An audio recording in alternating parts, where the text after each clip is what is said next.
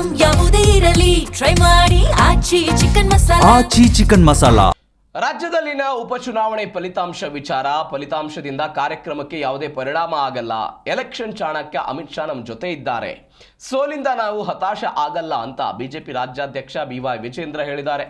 ಗೃಹಲಕ್ಷ್ಮಿ ಚುನಾವಣಾ ಲಕ್ಷ್ಮಿ ಆಗಿದೆ, ಇದು ಸರಿಯಲ್ಲ, ಜನಕ್ಕೆ ಆಮಿಷ ಒಡ್ಡುವ ರೀತಿ ಯೋಜನೆಗಳನ್ನು ಕೊಡ್ತಿದ್ದಾರೆ ಅಂತ ಅವರೆಲ್ಲ ಹೇಳಿದ್ದಾರೆ.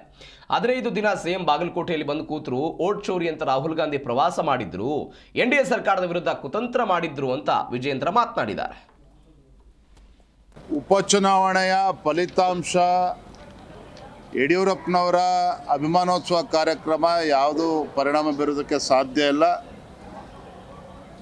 ಈಗಾಗಲೇ ತಮಗೆ ಅಂಕೆ ಸಂಖ್ಯೆಗಳನ್ನು ಸಂಪೂರ್ಣವಾಗಿ ನೀಡಿದ್ದೇವೆ. 10,000 ಬಸ್ಸಸ್ಗಳಲ್ಲಿ, ಸುಮಾರು 50,000 ಕಾರುಗಳಲ್ಲಿ, 4 ವೀಲರ್ಸಲ್ಲಿ ಎಲ್ಲ ಕೂಡ ಬರ್ತಾ ಇರ್ತದೆ. ಖಂಡಿತ ಯಾವುದೇ ಪರಿಣಾಮ ಬೀರೋದಿಲ್ಲ. ಮತ್ತು ಒಂದು ಹೇಳ್ತಾನೆ, ಈ ರೀತಿ ಅನೇಕ ಚುನಾವಣೆಗಳು, ಉಪಚುನಾವಣೆಗಳು ನಮ್ಮ ಸರ್ಕಾರದಲ್ಲೂ ಕೂಡ ಗೆದ್ದಿದ್ದೇವೆ. ಸಿದ್ದರಾಮಯ್ಯ ಮುಖ್ಯಮಂತ್ರಿಗಳಿದ್ದಾಗ ಕೂಡ ಗೆದ್ದಿದ್ದಾರೆ. ಸೋಲಿನಿಂದ ಹತಾಶ ಆಗ್ತಕ್ಕಂಥ ಪ್ರಶ್ನೆ ಉದ್ಭವ ಆಗೋದಿಲ್ಲ.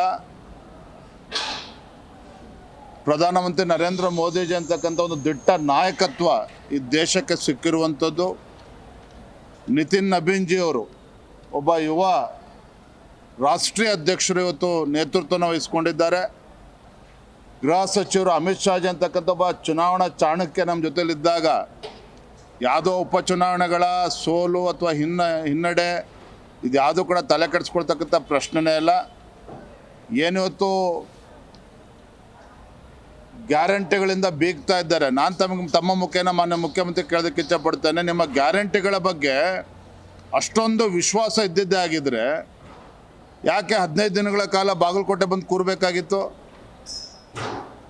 ಮತ್ತೊಂದು ಕಡೆ ಗೃಹಲಕ್ಷ್ಮಿ, ನಾನು ನೆನ್ನೆನೂ ಕೂಡ ದಾವಣಗೆರೆಯಲ್ಲಿ ಹೇಳಿದ್ದೇನೆ, ಗೃಹಲಕ್ಷ್ಮಿ ಇವತ್ತು ಚುನಾವಣಾ ಲಕ್ಷ್ಮಿಯಾಗಿ ಇವತ್ತು ಪರಿವರ್ತನೆ ಆಗಿರುವಂಥದ್ದು.